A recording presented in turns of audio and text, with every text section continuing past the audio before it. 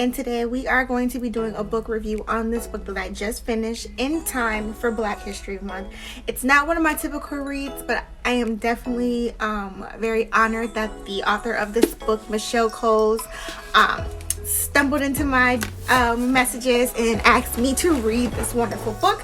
We're going to talk about Black is the Ink, and I'm going to try to talk about this book without giving up too many spoilers or great details. So this book is about a young boy named Malcolm who lived in Washington, D.C., and he was getting into some trouble at home, and so mom thought it would be a good idea to spend the summer in Mississippi. Malcolm goes to Mississippi. He gets to meet, I'm trying to figure out how to put this without spoiling it. They have a family reunion, and at the family reunion, Malcolm meets some of his family members that he's never met before. But the night before that, Malcolm was having these weird dreams, and it was taking him back in time, back around like the Civil War, around the Civil War. He was just like, okay, that's weird. Why am I having these weird dreams that feel so realistic? Fast forward to the family reunion. They go to the gravesite, and before they go to the gravesite, the great aunt tells the family, like, this might be our last family reunion because we have to sell the property because the state of Mississippi wants to build a road or whatever.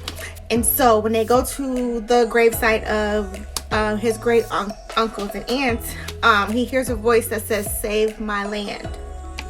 Malcolm was like, okay, first I had these weird dreams about me being in the Civil War. Now I'm hearing voices telling me to save the land.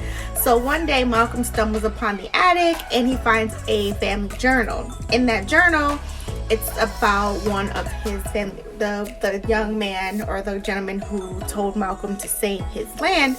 It's his journal.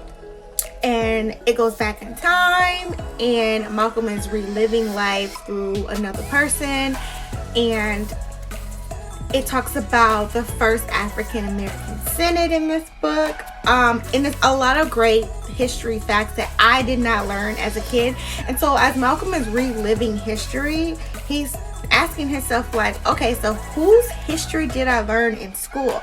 And I even found myself saying the same thing, like, okay, whose history were we really learning in school? Because there was a lot of things that was in this book that I did not learn in history. I was literally today years old when I found out a lot of these things in the book.